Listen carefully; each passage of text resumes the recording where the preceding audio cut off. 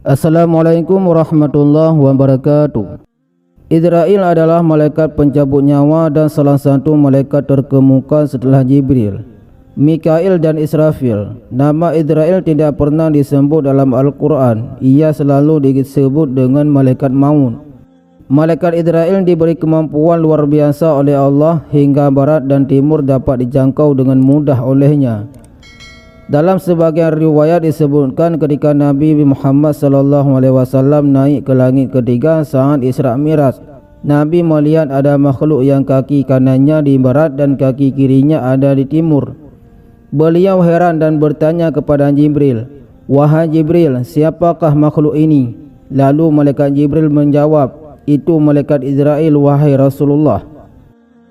Ketika malaikat Israil menjalankan tugasnya mencabut nyawa makhluk-makhluk dunia, ia akan turun ke dunia bersama-sama dengan dua kumpulan malaikat, yaitu malaikat rahmat dan malaikat adab. Pasukannya berjumlah sebanyak jumlah manusia dan makhluk di muka bumi ini. Malaikat maut memiliki wajah empat, satu wajah di muka, satu wajah di kepala, satu di punggung dan satu lagi di telapak kakinya.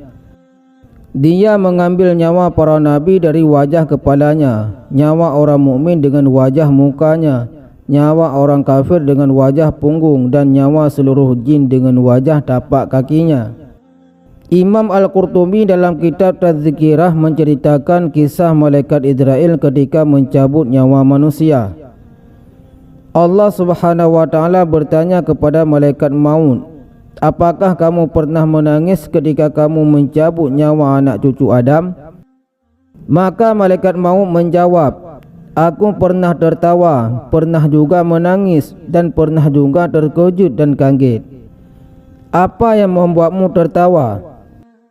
Malaikat maut menjawab, "Ketika aku bersiap-siap untuk mencabut nyawa seseorang, aku melihatnya berkata kepada pembuat sepatu, 'Buatlah sepatu sebaik-baik mungkin supaya bisa dipakai selama setahun.' Aku tertawa karena belum sempat orang tersebut memakai sepatu, dia sudah kucabut nyawanya." Allah kemudian bertanya, "Apa yang membuatmu menangis?"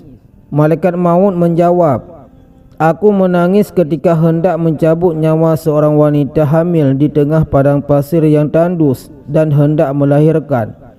Maka aku menunggunya sampai bayinya lahir di gurun tersebut. Lantas ku cabut nyawa wanita itu sambil menangis karena mendengar tangisan bayi itu, karena tidak ada seorang pun yang mengetahui hal itu. Lalu apa yang membuatmu terkejut dan kaget?" Malaikat maut menjawab, "Aku terkejut dan kaget ketika hendak mencabut nyawa salah seorang ulamamu. Aku melihat cahaya terang benderang keluar dari kamarnya. Setiap kali aku mendekatinya, cahaya itu semakin menyilaukanku seolah ingin mengusirku. Lalu ku cabut nyawanya diserta cahaya tersebut." Allah bertanya lagi, "Apakah kamu tahu siapa lelaki itu?" "Tidak tahu, ya Allah." "Sesungguhnya lelaki itu adalah bayi dari ibu yang kau cabut nyawanya di gurun pasir gersang itu. Akulah yang menjaganya dan tidak membiarkannya." Subhanallah, begitulah Allah menunjukkan salah satu kebesarannya. Ilmu dan kuasanya tidak dapat dijangkau oleh siapapun. Suatu ketika Nabi Ibrahim AS bertanya kepada Israil, "Dapatkah engkau memperlihatkan rupamu saat engkau mencabut nyawa manusia yang gemar berbuat dosa?" "Engkau tak akan sanggup," jawab Israil singkat. "Aku pasti sanggup," kata Nabi Ibrahim. "Baiklah, berpalinglah dariku," ujar malaikat pencabut nyawa ini. Saat Nabi Ibrahim berpaling kembali, di hadapannya telah berdiri sosok makhluk berkulit legam dengan rambut berdiri, berbau busuk dan berpakaian serba hitam. Dari hidung dan mulutnya tersembur jilatan api. Seketika itu pula Nabi Ibrahim jatuh pingsan. Ketika tersandar, beliau pun berkata kepada Israil, "Wahai malaikat maut, seandainya para pendosa itu tak menghadapi sesuatu yang lain dari wajahmu di saat kematiannya, niscaya cukuplah itu menjadi hukuman untuknya."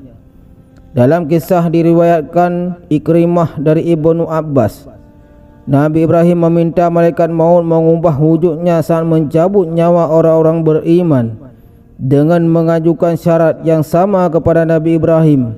Malaikat maut pun mengubah wujudnya. Maka di hadapan Nabi yang telah membalikkan badannya kembali, telah berdiri seorang pemuda tampan, gagah, berpakaian indah dan menyebar aroma wewangian yang sangat harum. Seandainya orang beriman melihat rupamu di saat kematiannya, niscaya cukuplah itu sebagai imbalan amal baiknya, kata Nabi Ibrahim. Meskipun bertugas sebagai malaikat pencabut nyawa, malaikat maut juga merasakan mati. Allah lah yang maha hidup dan berdiri sendiri. Semua makhluk akan merasakan mati. Disebutkan ketika seluruh makhluk hidup dicabut nyawanya pada hari kiamat, maka yang tersisa adalah malaikat Israel sendiri. Kemudian Allah menyuruhnya untuk mencabut nyawanya sendiri demi melihat dahsyatnya sakratul maut. Malaikat maut pun berkata, "Ya Allah, seandainya saya tahu ternyata pedih sekali sakratul maut ini, tentu saya tidak akan tega mencabut nyawa seorang mukmin." Demikian kisah malaikat Israel dalam menjalankan tugasnya. Semoga kisah ini menjadi ibrah untuk kita agar menyiapkan bekal sebelum menghadapi sakratul maut. Mudah-mudahan kaum muslimin diberi kemudahan dan kasih sayang saat menghadapi kematian. Amin ya rabbal alamin. Assalamualaikum warahmatullahi wabarakatuh.